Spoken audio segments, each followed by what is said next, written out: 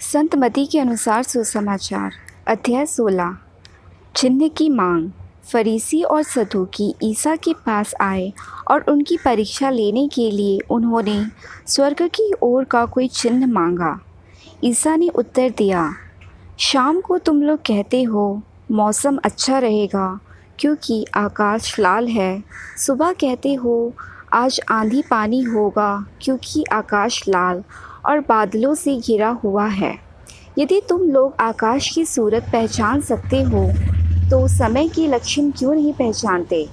यह दुष्ट और विधर्मी पीढ़ी एक चिन्ह मांगती है, परंतु नबी योनस के चिन्ह को छोड़कर इसे और कोई चिन्ह नहीं दिया जाएगा।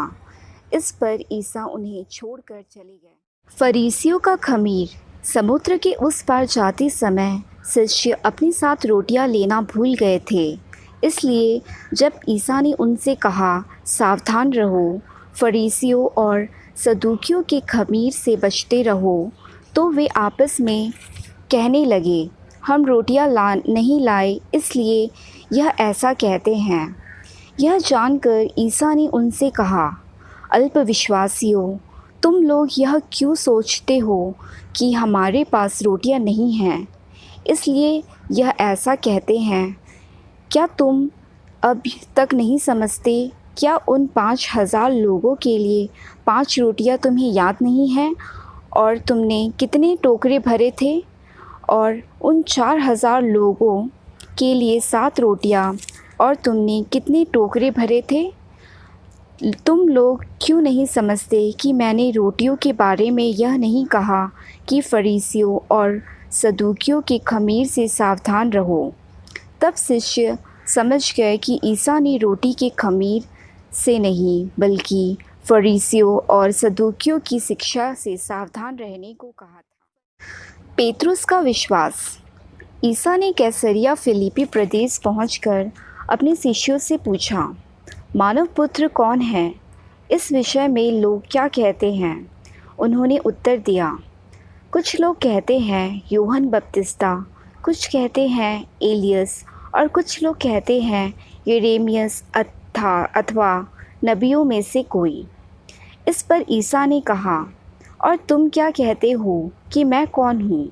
सीमोन पेत्रुस ने उत्तर दिया, आप मसीह हैं, आप जीवंत ईश्वर के पुत्र हैं।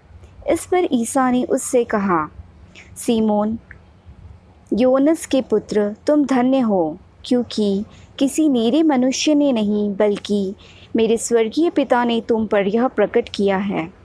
मैं तुमसे कहता हूँ कि तुम पेत्रुस अर्थात चट्टान हो, और इस चट्टान पर मैं अपनी कलीसिया बनाऊँगा और अधोलोक के फाटक इसके सामने टिक नहीं पाएंगे।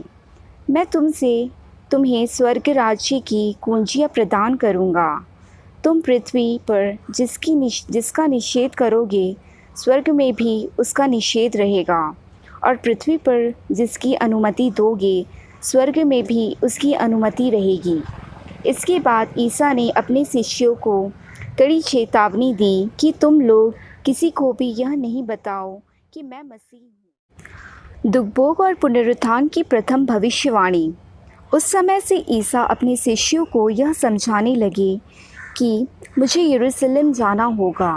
नेताओं, महायाजकों और शास्त्रियों की ओर से बहुत दुख उठाना, मार डाला जाना और तीसरे दिन जी उठना होगा।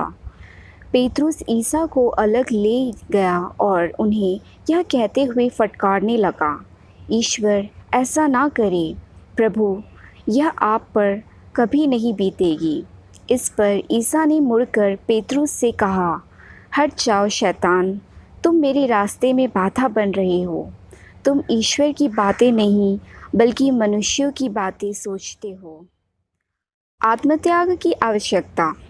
इसके बाद ईसा ने अपने शिष्यों से कहा, जो मेरा अनुसरण करना चाहता है वह आत्मत्याग करे और अपना क्रूस उठाकर मेरे पीछे हो ले, क्योंकि जो अपना जीवन सुरक्षित रखना चाहता है वह उसे खो देगा, और जो मेरे कारण अपना जीवन खो देता है वह उसे सुरक्षित रखेगा।